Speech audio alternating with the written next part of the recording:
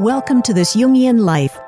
Three good friends and Jungian analysts, Lisa Marciano, Deborah Stewart, and Joseph Lee, invite you to join them for an intimate and honest conversation that brings a psychological perspective to important issues of the day. I'm Lisa Marciano, and I'm a Jungian analyst in Philadelphia. I'm Joseph Lee, and I'm a Jungian analyst in Virginia Beach, Virginia. I'm Deborah Stewart, a Jungian analyst on Cape Cod.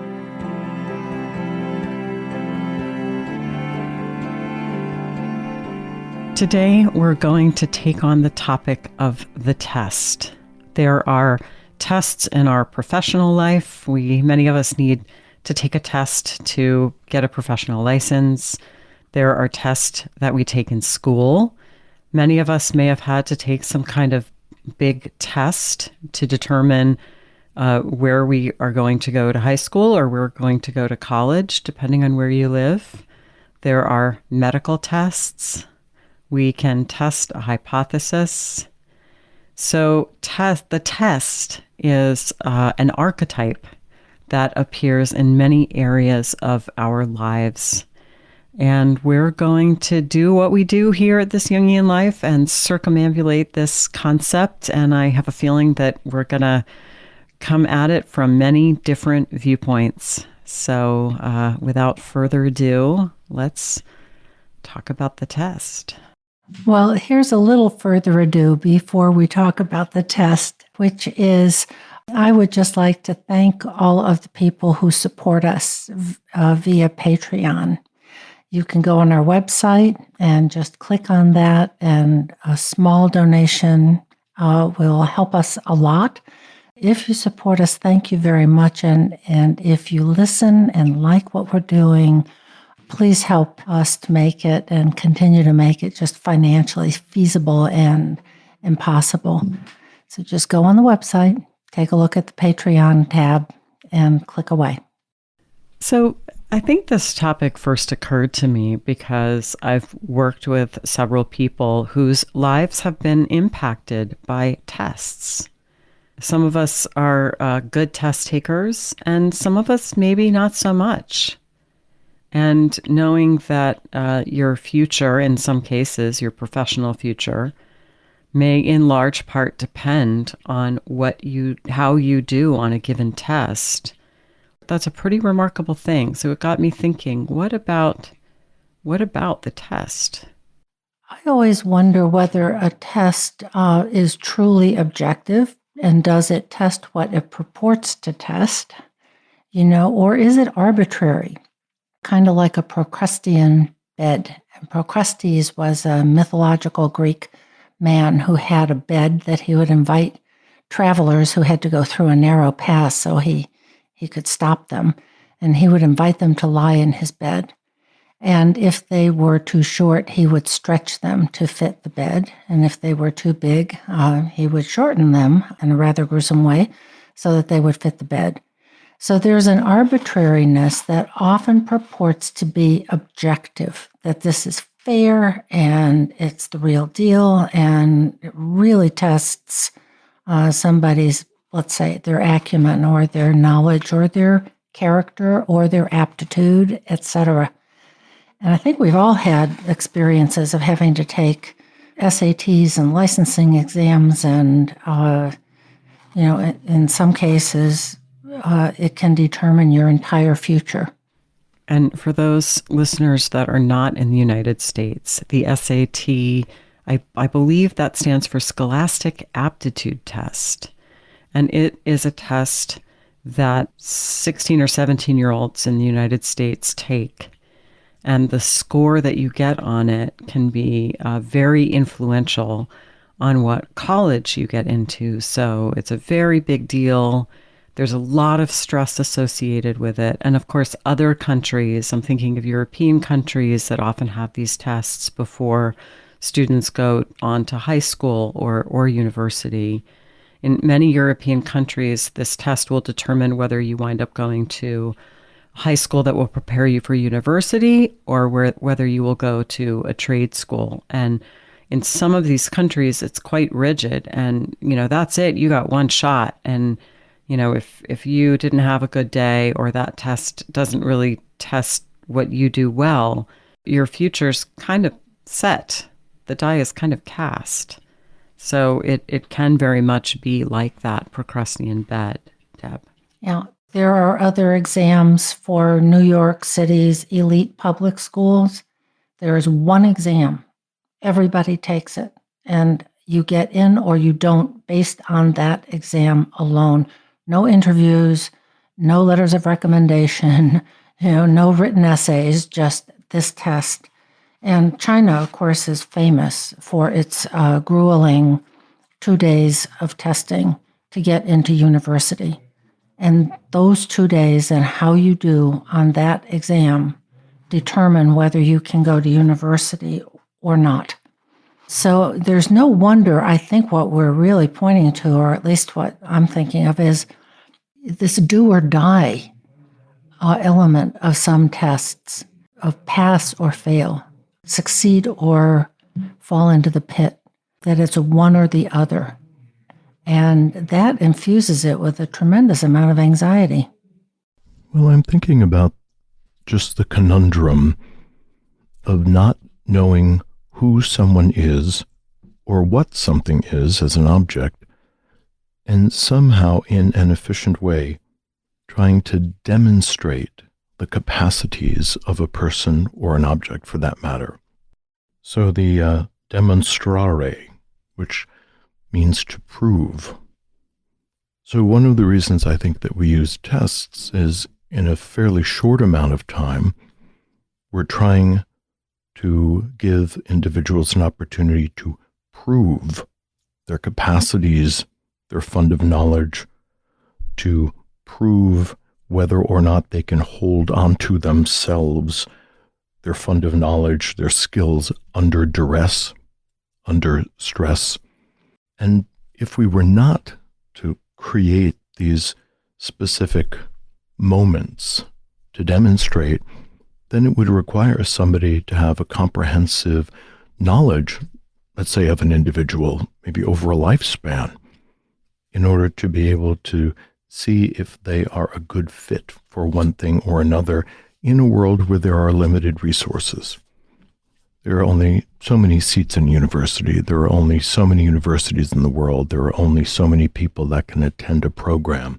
How do we sort out capacity? It's a great question. It's a conundrum.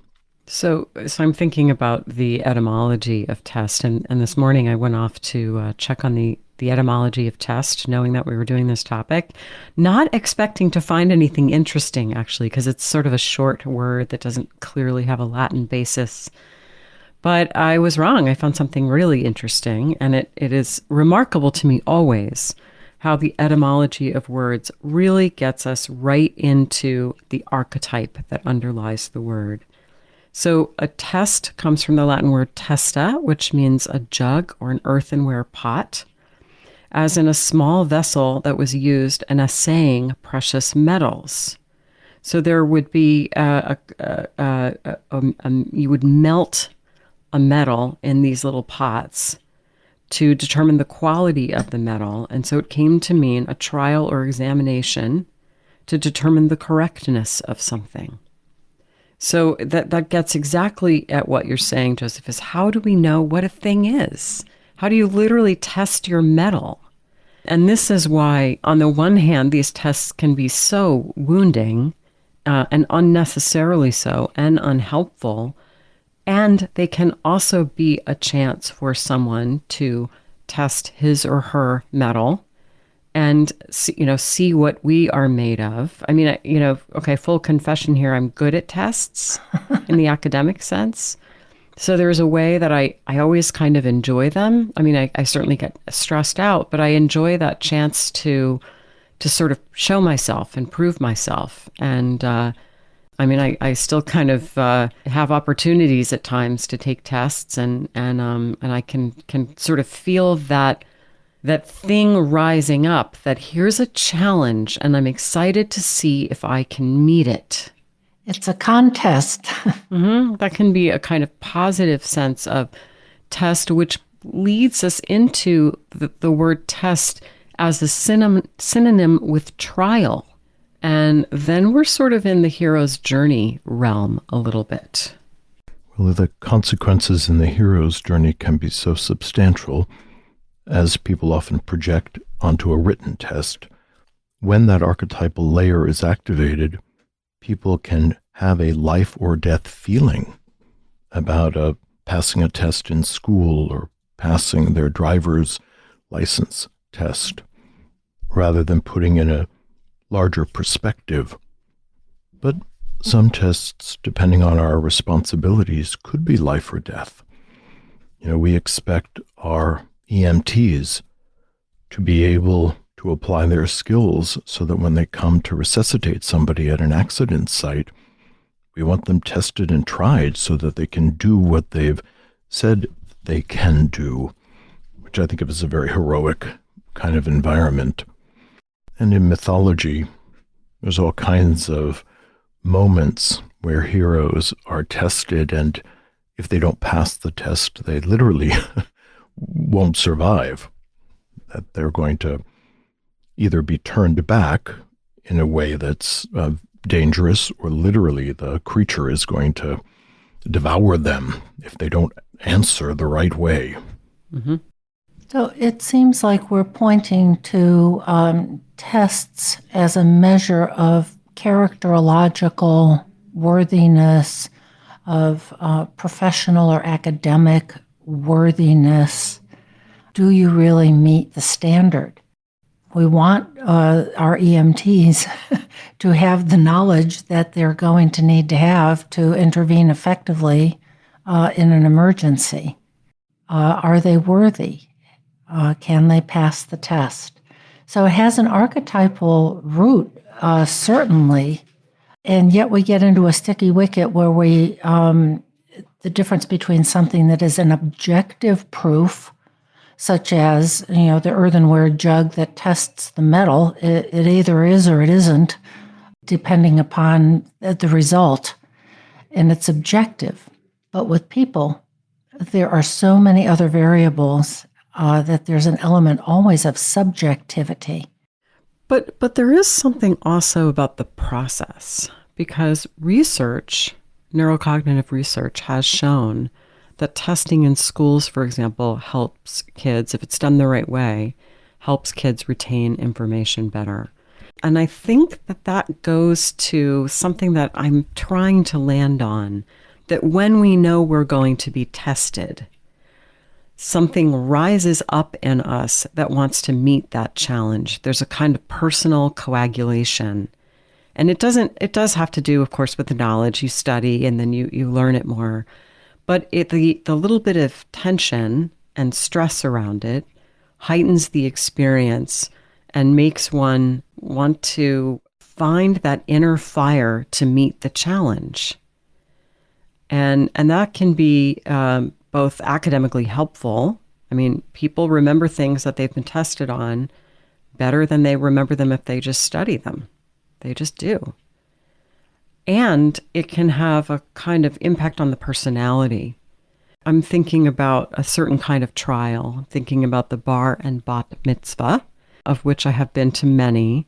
And most of the time, the initiate, stands up and recites usually a relatively brief passage and maybe talks about it a bit. But I went to one bat mitzvah in particular where the young person really led the entire service.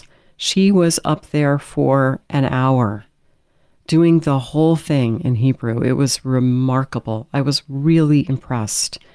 And it made me really appreciate just how much preparation she had to do, what a big deal it was to carry that there in this synagogue full of people. And to see, to understand the initiatory significance of something like that she was really tested in her knowledge and her poise, and not just her book learning of Hebrew, but her ability to show up. What a triumph that is at the level of personality, to feel that you can meet the demands of adaptation.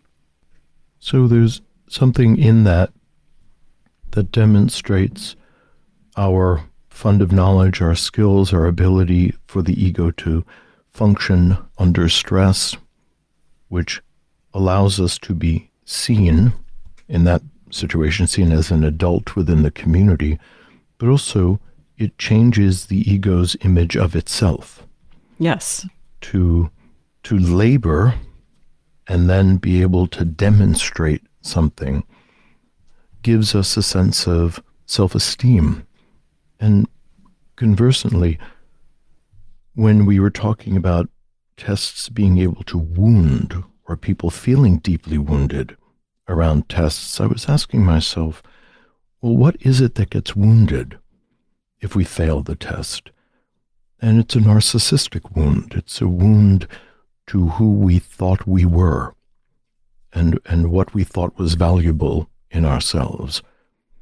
So we take the test, we get an F, and then we're, hanging our head down, hopefully having some kind of a reflective process. But one of the things that hurts is that I am not who I thought I was in that moment, and I have to integrate the possibility or the reality of failure, which is always on the other side of the test. There's a pair of opposites that are always constituted. So that the test might be the spectrum of energy, but succeeding and failing are the two polarities of the line we call the test. That's true. And like anything else, the tension of those things stimulates consciousness. Polarities create consciousness. And then, of course, we need to have experiences of both sides of that in order to understand the spectrum of testing. Well, I would like to put in a word for all those who are particularly nervous test takers. And to buttress my argument, I will call on our friend Carl Jung,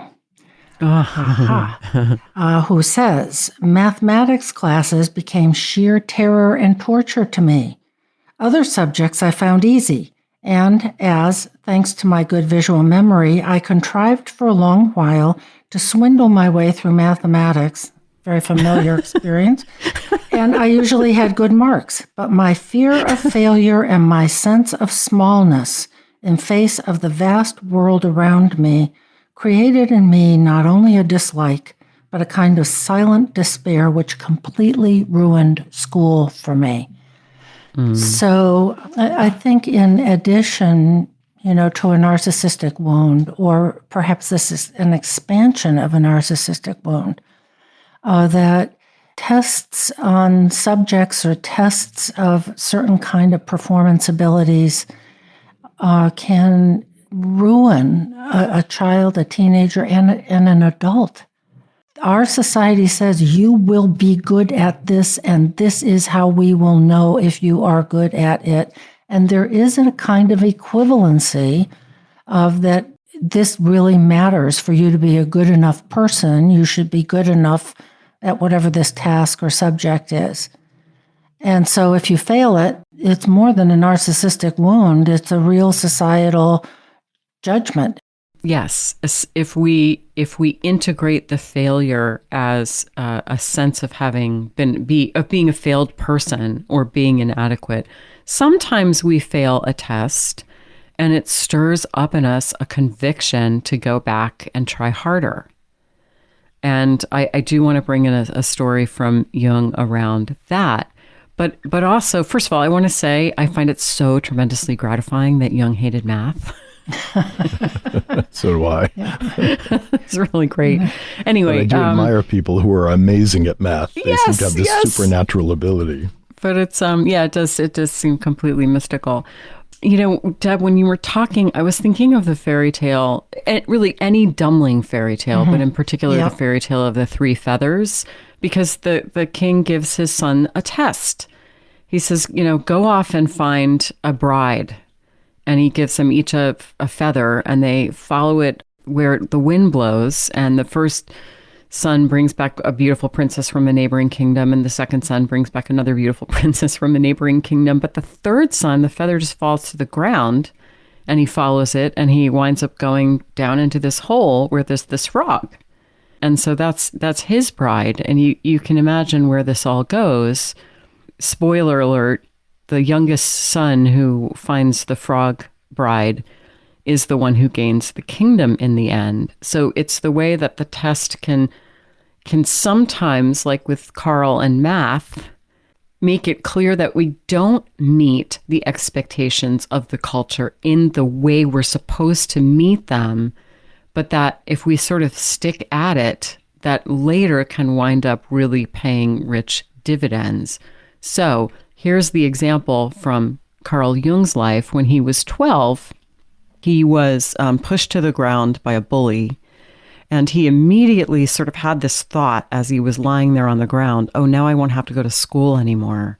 So he kind of made a big deal out of his injury. He kind of played it up. He was a little bit dramatic about it.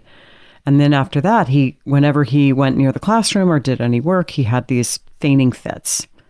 And it went on for months. He was able to go and live with an aunt somewhere, and he said it was just a picnic. Then one day he overheard they had doctors come, and the doctors said, oh, it might be epilepsy. And Carl was thinking, it's not epilepsy. He knew it wasn't epilepsy. Then he overheard one day if someone came to visit his father and said, oh, and how is the boy? And his father said, it's really a sad business. We don't know what to do. I don't have any money to leave him. What will become of him if he can't earn his living? And that's when the young Carl understood what was at stake, and he immediately rushed into his father's study and started working on his books, and he fainted, but he got back up and he sat back down, and he continued working, and he continued at this until he wasn't fainting anymore. And then he went to school and he never fainted again. He said the whole bag of tricks was up, and this is how I understood what a neurosis is. In that sense, he was faced with this decision of whether to move head forward into life or to avoid life. And the test is often that moment for people. Do I want to kind of take the bull by the horns and give this my best shot? Or do I want to see if I can play hooky so I don't have to take the test? And he experimented with the latter. And then found his way to this other stance. So he discovered that really what he was avoiding was an essential life task of his own development and his own ability to face his fear. And I remember that part about going back and studying on his own and taking his father's books off the shelf and fainting, and then getting up and trying again. That this is a real meaningful developmental test of courage and character, of am I going to face life? It was about school, as the content or the obvious external world situation, but inside it was about his own development and his own courage. And was he going to adapt to life? That this is the world he lived in, is a world that required schooling. Mm-hmm. So this separation of fantasy and reality that comes to the forefront when we are tested in all the different ways. So what are the realities in this situation? What's required to actually engage the reality? And then when we are set with that lived moment, can we meet it? Will we meet it? Do we choose to meet it? And there's, of course, a consequence if we don't. But interestingly, the unconscious never really lets us off the hook. That one of the things that Jung had famously said is that the things that we refuse to become conscious about meet us as fate. So the unconscious presses us with the great test of becoming aware of who we are, what our problems are, what our unresolved issues are, and strangely enough, it will constellate these situations in front of us to force us to engage something. And that's a kind of archetypal reality. It's the tests that happen over and over and over again. And by the way, we often fail many times. The unresolved mother complex that makes a person constantly entitled in their work situation, sets them up with a repeated expectation that they're going to be coddled, and finding that they underperform and they wind up losing jobs or not succeeding over and over again. So the test in that moment is the test to become aware of a pattern that isn't serving us. And the unconscious will keep bringing it forward over and over again until we pass the test. Something's coming up for me as we're talking, which is tests, as we've been speaking about them, are often administered by outer institutions or people. And so they seem to sort of be imposed on us or happen to us. And if we approach them like that this is something that's entirely external to ourselves, then we can't help but feel a little bit helpless, I think, in the face of it. And we can experience it like a crushing reality, crushing an impersonal reality. If we see these outer tests that are being administered by the school or the licensing body or whatever it is, can we see it as a dragon in our path that we have to slay for our own development? And that this is just the form that this particular dragon is taking this week. Could we own it and make it ours? And in that sense, it might not even in every case matter how we do on the exam. It's more about how we approach it and what our performance on the test means to us. Now, obviously, there is the outer reality that sometimes, you're not going to get the social work license if you don't pass the exam. But if we approach it in the spirit that this is our trial, I think it can shift the experience for us and make us feel less like hapless victims of a kind of impersonal, crushing reality. I think that is a really, really good point, that tests look like they come upon us from the external world. Here's what you must do. The test will be this Saturday. Whereas the shift is, what does this mean to me? How do I approach it? What kind of process do I need to have or do I choose to have to prepare for this test? How do I learn? And how do I embrace or accept this task of adaptation to the reality of the world, the culture that I live in? We have to make it meaningful to ourselves rather than exceeding or trying to conform to some sort of external world authority. And then we get out of that role of the sort of perpetual student or the perpetual child, where we're looking to an external authority to let us know that we're okay. And rather the test becomes our own personal trial, and the locus of authority is within. And this goes to Jung's very marked feeling about the first stage of life and the second stage of life, that the first stage of life really does deal with cultural accommodation.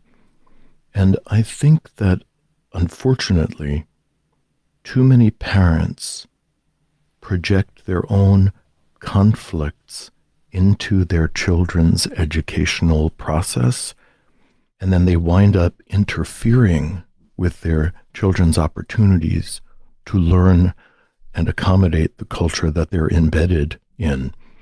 So we suddenly see parents showing up at school board meetings screaming at the top of their lung because the teacher didn't make it easy, or it's too hard, or how dare you speak this to my child, and you're not going to expose my child to this reality or that reality.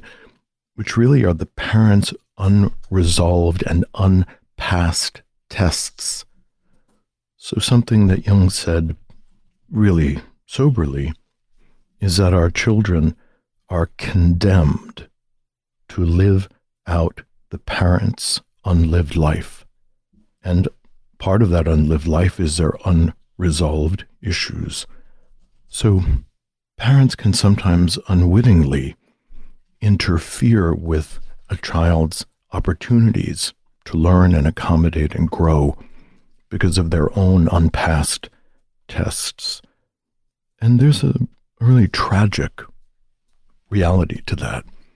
So that first half of life of passing the cultural test, and whether that's graduating high school with your diploma, whether it's passing Algebra 1 or Algebra 2, or PE, if that's, not your strong suit.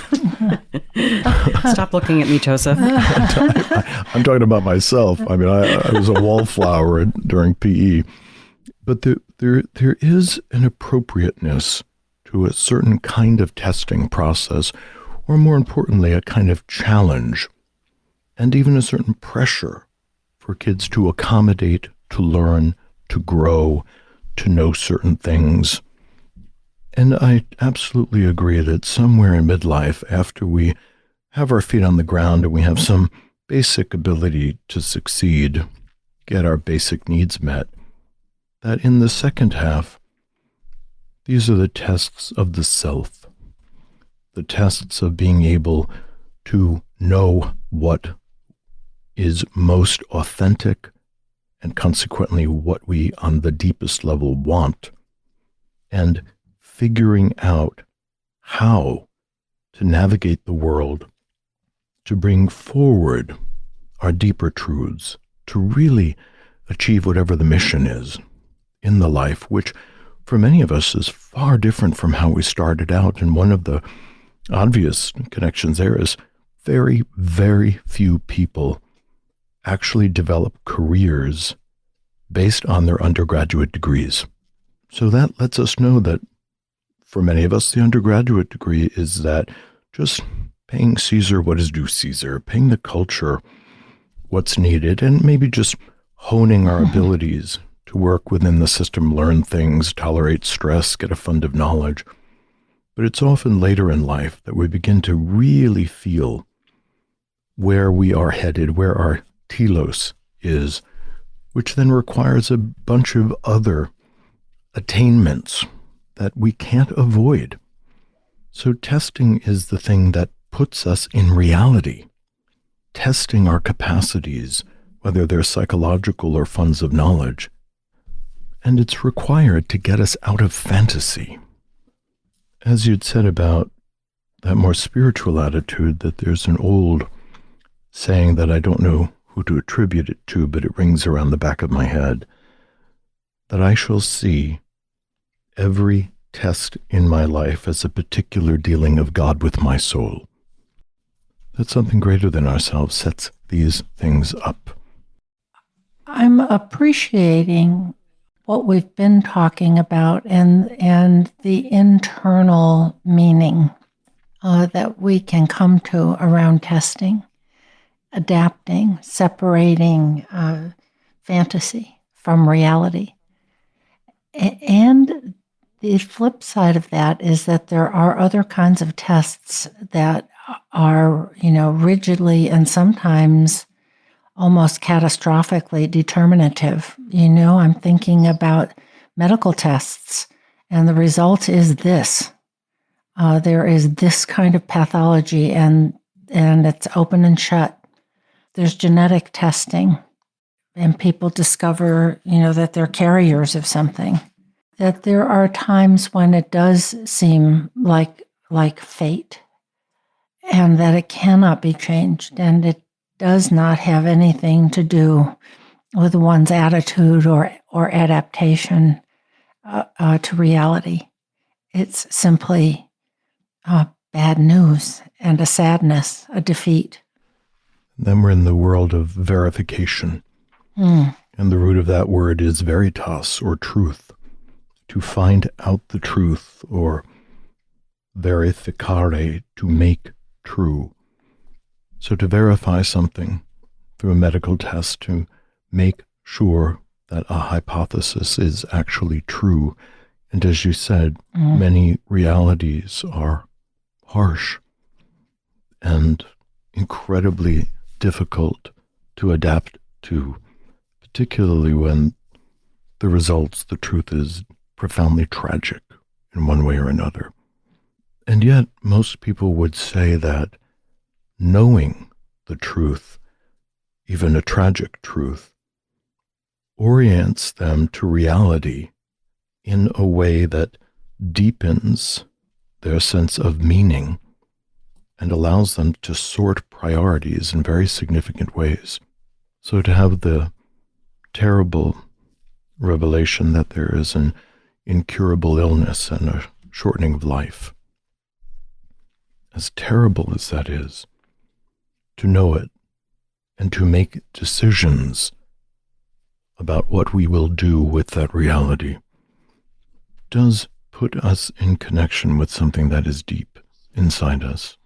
I'd like to take a bit of a pivot here and talk about the idea of moral testing, which shows up in religions and movies, and I think something in all of our lives, that the ego, as Jung considered, creates cultural and moral systems in some ways to maintain consciousness, to maintain a kind of volitional autonomy in the face of the great instinctive ocean that we live in, that our bodies are run by, and that our drives move us through.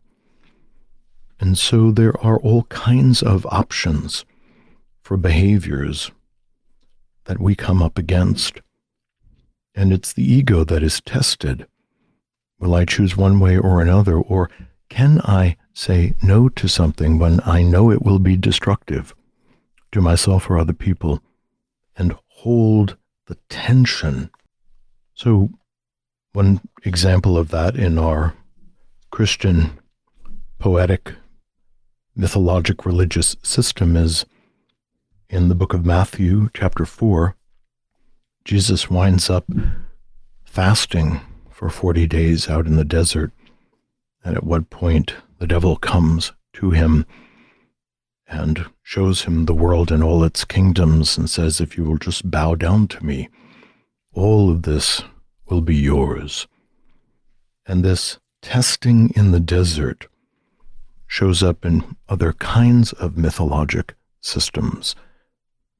Jesus, in that story, says no and rebukes the devil, "Get thee behind me, Satan," and that the angels come down and minister to him after having passed that test.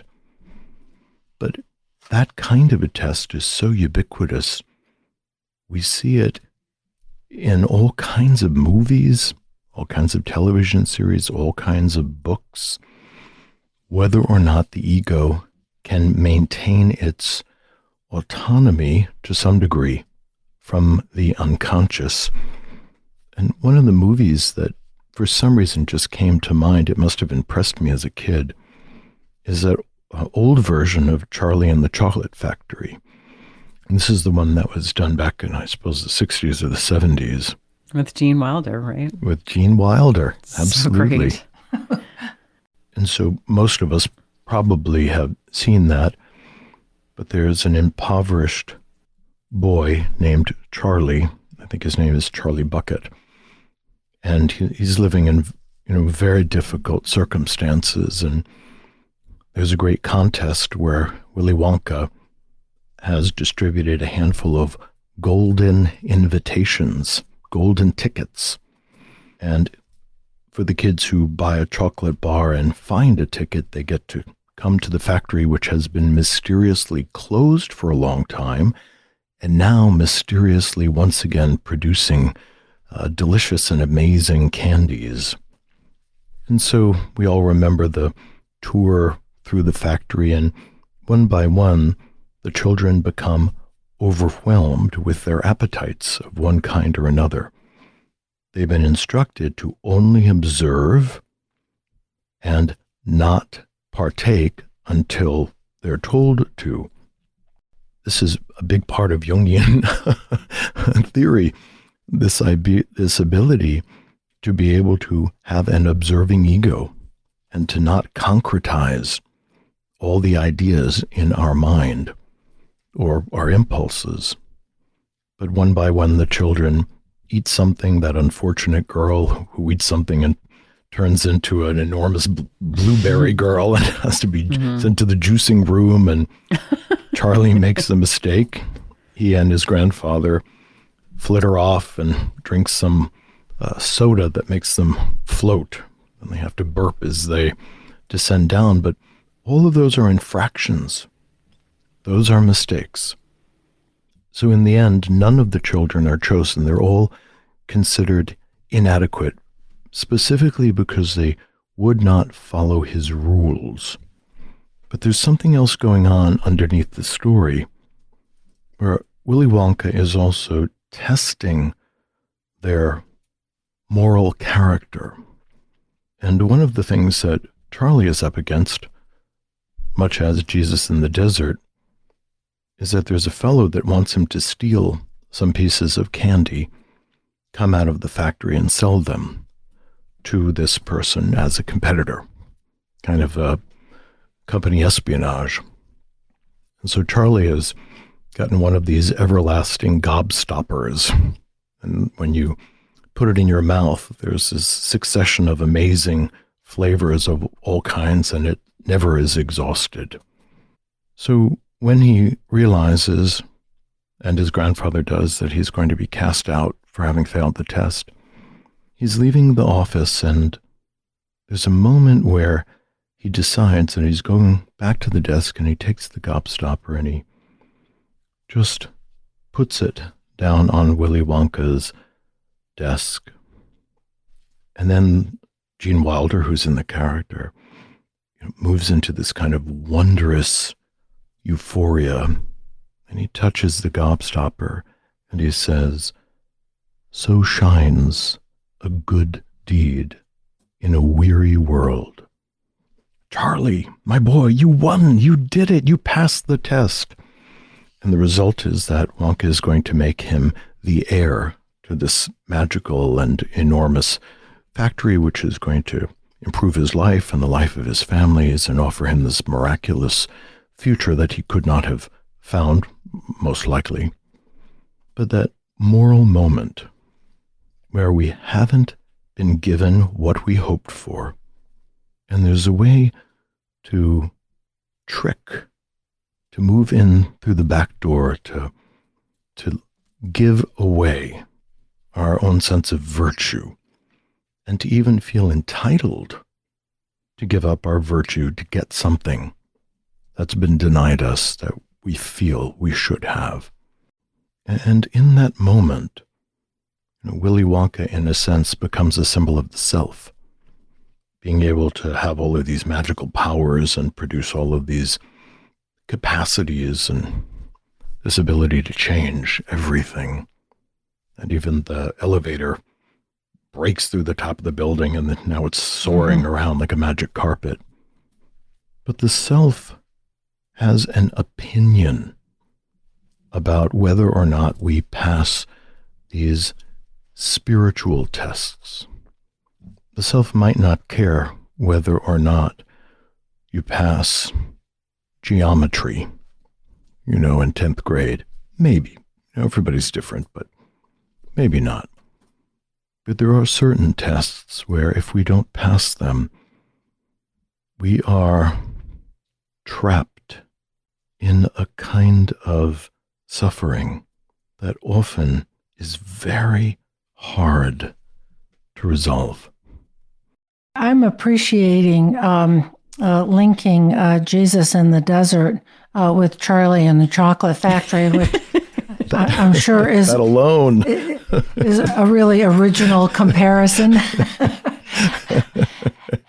These tests of character, of temperance, of discernment, and of what we talked about last week of the ethical stance of what is the greater good, what is the deeper truth beyond what my ego would like, which usually has something to do with power, achievement, status, wealth, etc. And of course, this is a huge, huge theme in fairy tales, from Lord of the Rings to Star Wars and Harry Potter and all of that.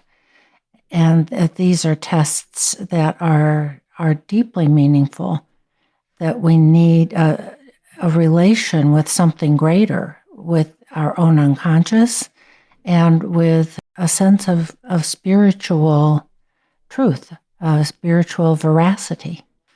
So one of the things that came up for me, Joseph, when you were talking about Charlie and the Chocolate Factory, besides the Oompa Loompa song now being stuck in my head, by the way, for undoubtedly the rest of the week, thank you very much, is that Charlie didn't know he was being tested. Mm-hmm. And so that sense of you don't know if you're being tested. And there are so many fairy tales that feature some version of the following. The virtuous daughter goes to the well, and there's a bent old woman there who says, "Would you give me a drink of water?" And the girl, because she's kind, gives her a drink of water, or gives her last crust of bread or whatever. And then she is rewarded. But when the selfish sister goes down to try to repeat the experience, she's not wise enough to sort of play along and give the old lady a crust of bread or a drink of water, and therefore she's punished. And this shows up in Ovid's Metamorphosis as well, because Zeus and Hermes, just dressed as ordinary peasants, arrive at the home of Baucis and Philemon, who treat them with generosity and hospitality, and they are rewarded in the most wonderful way, because the jug of wine on the table, the level of it never goes down, no matter how much anyone drinks, and the food never lessens, no matter how much anyone eats. So it's that sense, when we're in this realm of kind of moral testing, that it can't just be for performance. It has to be when you don't think anyone's looking and you don't know you're being tested. And there's no obvious reward for simply being true to our own deeper nature, other than the opportunity to be in integrity with ourselves. I have to also add that Zeus and Mercury, who had knocked in disguise on the doors of many of the people in the town before getting to Baucis and Philemon's residence, they were denied and the door was shut to them. They were punished. Town was obliterated. So there's a price, there's a reward, but there's also a punishment, which goes back, I think, to what you were saying, Joseph, about how if we fail these kinds of tests, we can be trapped in something that is self-destructive. And our lives, my own included, are kind of littered with regrets. Roads not taken, decisions that, upon later reflection, we wish we hadn't made, mistakes, suffering we caused ourselves or other people, and we are left to metabolize those failures to pass the test. Yeah, I mean, I think I can certainly look back at moments in my own life and say that was a test. That was a test, and which did I choose? And there were times, I think, that I made the wrong choice and I failed the test. And there have been others I can look back and say, I rose to that test. I rose to that challenge and I picked the right thing. But the test is an archetype that shows up throughout our lives. And I would offer here, as we're winding down, Jung's primary realization around the test is that all of our experiences constellate as pairs of opposites, even when we are not aware of it. Every time we fall in love, there is a nodal point of hatred somewhere that's constellated simultaneously in the unconscious. every time we really declare somebody as our enemy, somewhere in the unconscious there's a nodal point of attraction and hope and appeal towards that same person. That all qualities that we experience are pairs of opposites. And our work, when those opposites finally constellate, is to be able to hold the tension of the opposites, to be able to sit in that tempering fire, which brings us back to your image, Lisa, of the earthenware bowl where the molten metal is held, to be able to sit in that tension and wait and think and imagine until the transcendent function kicks in, until something greater than ourselves provides a living symbol that neither diminishes the two polarities and yet resolves the tension of them. And waiting for the symbol to emerge is an enormous test, because most of us will split and fall into one side or other, that we won't be able to hold the largeness of it, and it will come back to us over and over and over again. We certainly see that in our political realm. We see that in the way that social media demonizes or glorifies various people, pulling large groups of people into one camp or the other camp.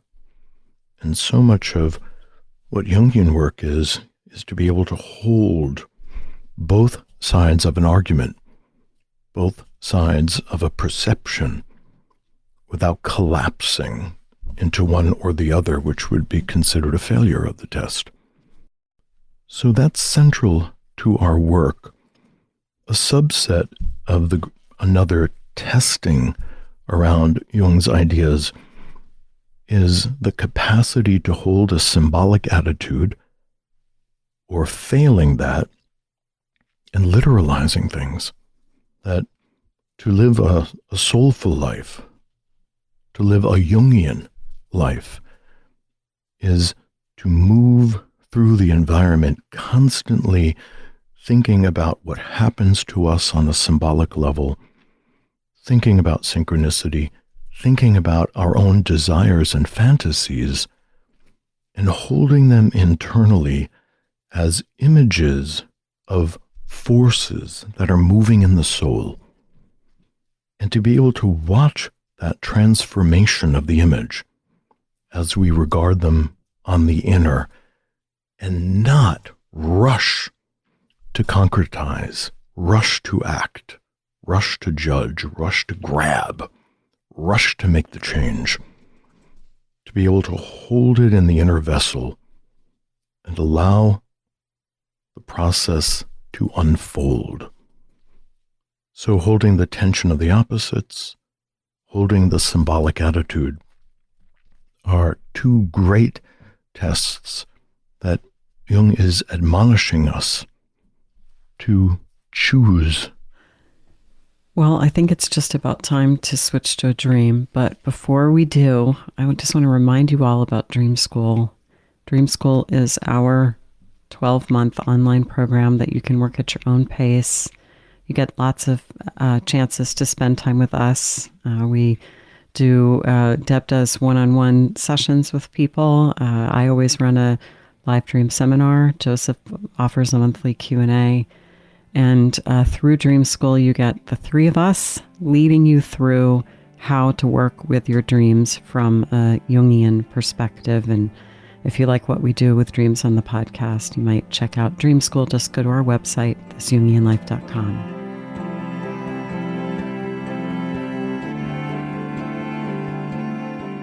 So today's dream was submitted by a 29-year-old male who is a social work student and also works as an assistant in an elementary school. And here's his dream. I'm in our living room hanging up laundry when a large bird, maybe half my height, flies through the open glass door to our terrace and perches on a cupboard. It looks into my eyes, and I look into its eyes. At this point, I think, I've got to tell my wife about this. I run into our bedroom to tell her about the bird.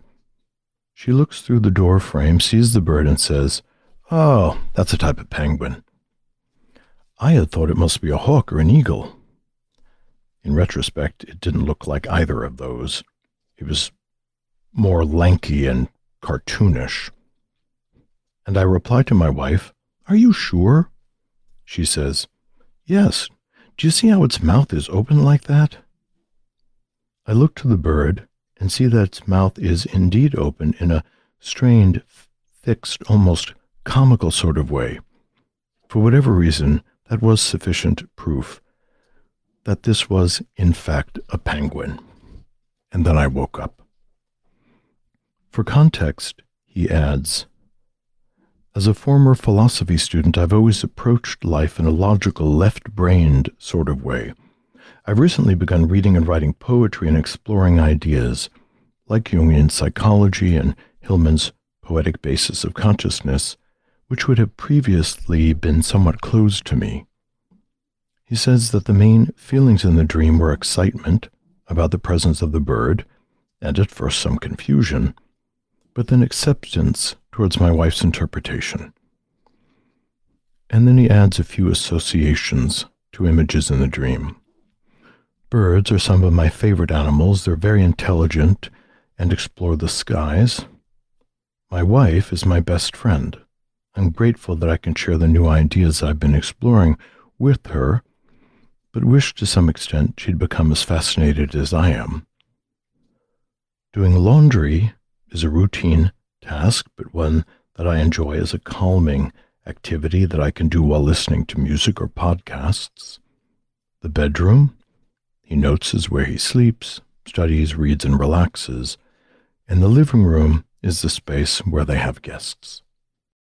Well, I'm struck, first of all, by the juxtaposition of our dream ego, thinking that he's seen a bird that flies in through an open glass door and perches on a cupboard, and his wife says, "No, it's a penguin." So we have the juxtaposition of a creature of the air, of spirit, of the skies, and a creature of the water, the subterranean realm. Yeah, this is one of those dreams that when I first saw it, I thought, I have no idea what this dream is about.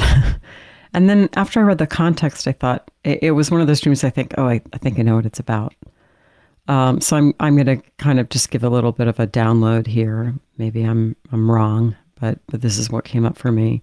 First of all, I just want to say to this dreamer, I love birds. Birds are so amazing. They really are.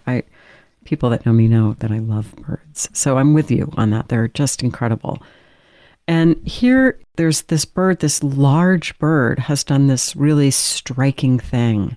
I mean, when a bird just flies into our house, it's like, something from the other realm, like you said, Deb, from the realm of the air has alighted in our home. And what could that mean? So some element of spirit has chosen to visit us. It's sort of like the Holy Spirit descends in the form of a dove almost. And it's really striking because it's large and you look right at it and it looks right at you. And then, so the dreamer's having this moment where he's kind of locked eyes with this incredible creature. His impulse is to say, let me get my wife's take on it. So he doesn't sort of stay in the temenos of that experience. He doesn't continue looking at the bird or say to the bird, what are you here to teach me? Or he doesn't. He makes it. He almost takes a little bit more of an intellectual approach to it, which is he wants to share it with his wife, but his wife is literally looking at it from a distance, and she gives a kind of distanced response to it of this is what it must be. So a kind of left-brained, if you will, take on it. that I'm going to categorize it. I'm going to I'm going to assign it a category. And that moves it out of the realm of experience into a kind of thinking place. So to have a bird fly into your house and then look you in the eye, that is an experience.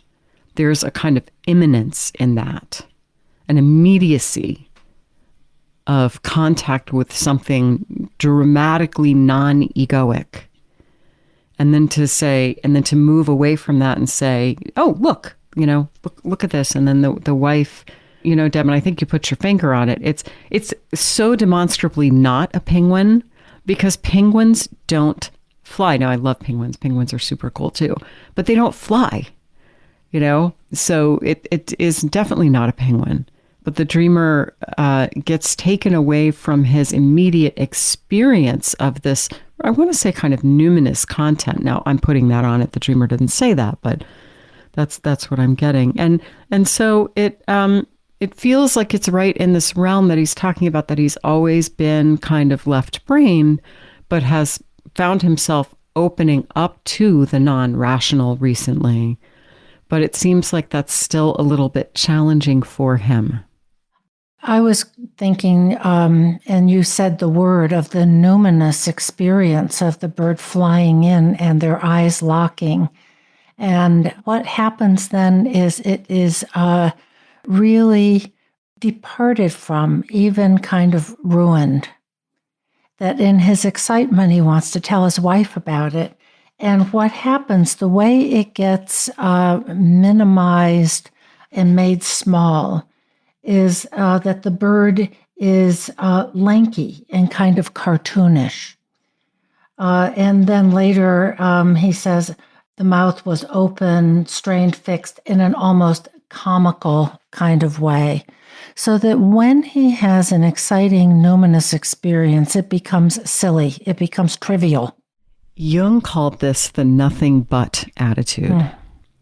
So when someone would have a numinous experience or an experience of the objective psyche and then seek to explain it away as nothing but, it's nothing but a penguin. Yeah. They're a little comical. I mean, they kind of waddle on their ice floes and so on. They're birds, but they don't fly. They're kind of birds. Or are they aquatic creatures, or exactly what? But it's a far cry from the first experience that he has that is, as you said, numinous. I resonate with all of the perspectives you guys have brought forward. And I have that same feeling that when he meets it in its eyes, at that point, he thinks, I've got to tell my wife about this. And that's the pivotal moment in the dream where the ego, as the hero, let's say, has an encounter, and there's a number of different ways that could go. But fatefully, he winds up wanting to talk to his wife about it. So down in the associations, he says that he wishes his wife would become as fascinated as he has about Jungian thought and Hillman's ideas around the poetic frame. So there's an interesting feeling that he's had this numinous internal encounter, but he brings it immediately to the wife in this hope that she'll share a fascination. And as is in the outer life, it sounds like she doesn't find it terribly fascinating. And as you said, she kind of names it. She's like, oh, yeah, well, it's penguins, they're here all the time. It's, they're like roaches, can't get them out of here, which is deflating. It has this losing energy feeling, and the dream ego then says, oh, yeah, she's right. That's sufficient proof to me. So in this path of individuation, we have to take a shift and move the center of authority and validation back inside ourselves. That this is a uniquely personal process, and that we're responsible for figuring out what's happening inside of us. And well, yes, we would like this to be companionable, and at times we might want other people to participate or comment on it.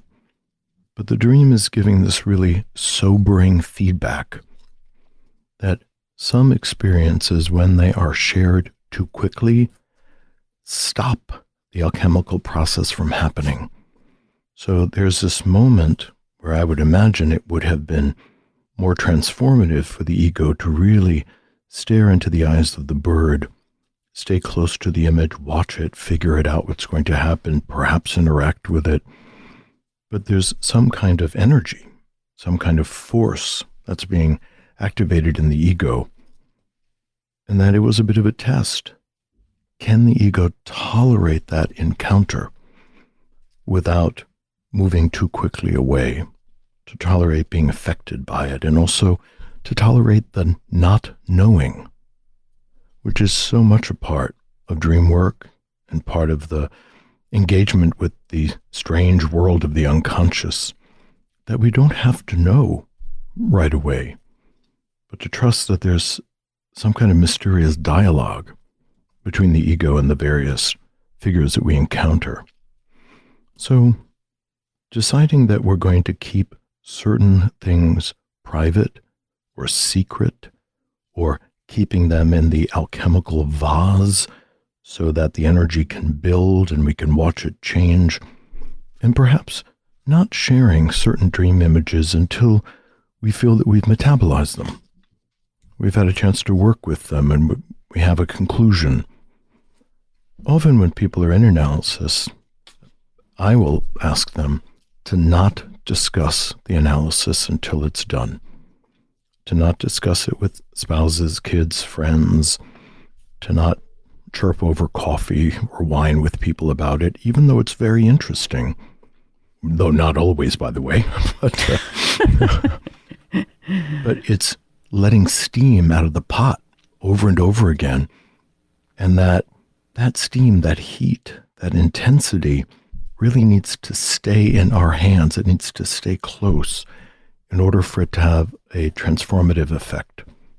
So sometimes oversharing is a way of distancing from the transforming effect of an image or of this process that the individual may be going through.